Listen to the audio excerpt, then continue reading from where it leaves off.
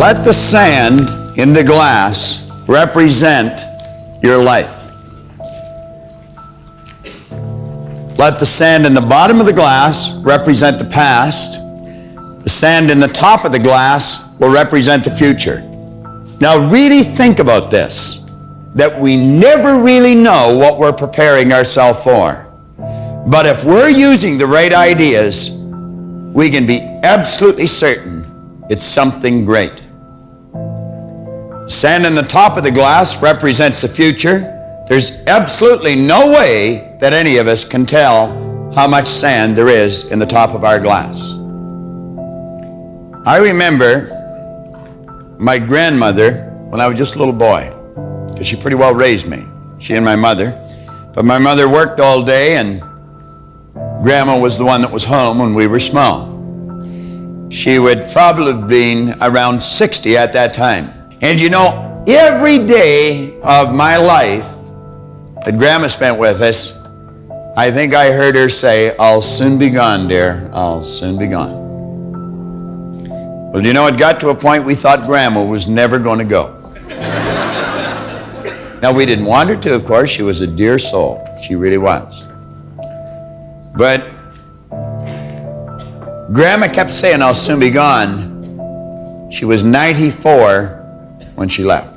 94.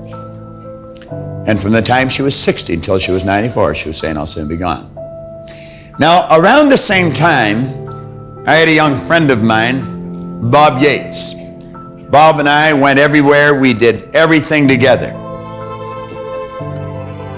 We were, as the saying goes, as thick as thieves. And Bob was 2 or 3 months older than I was, I guess. He got his driver's license 2 or 3 months ahead of me. And I remember Bob had this sort of a panel truck. But it was on July the 9th, 1951, Bob was coming in the Kingston Road Highway. And there's one area that some of you would be familiar with where you can either go along onto Danforth or cut down onto Kingston Road. And Bob was cutting on down to Kingston Road, and it was necessary to go under a concrete overpass. And as Bob come down there, wham, just like that, he hit that concrete overpass, and like that, Bob ran out of sand. 16. Now that was a terrible impact in my life. I'll never forget it.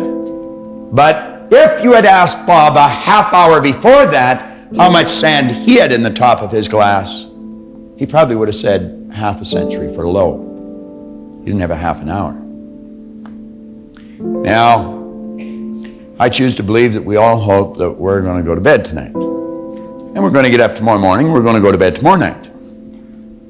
But none of us know with absolute certainty whether that's going to happen or not. See, the point is, you don't know how much future you've got. What's gone is gone. There's absolutely nothing you can do about it. Some of you have had divorces. Some of you have probably had bankruptcies. Some of you have had terrible things happen in the past. But what's gone is gone. It's in the past. And to spend your time focusing on the past is to spend the only thing that you've got, and that's what's right here, right now, because the sand never stops running.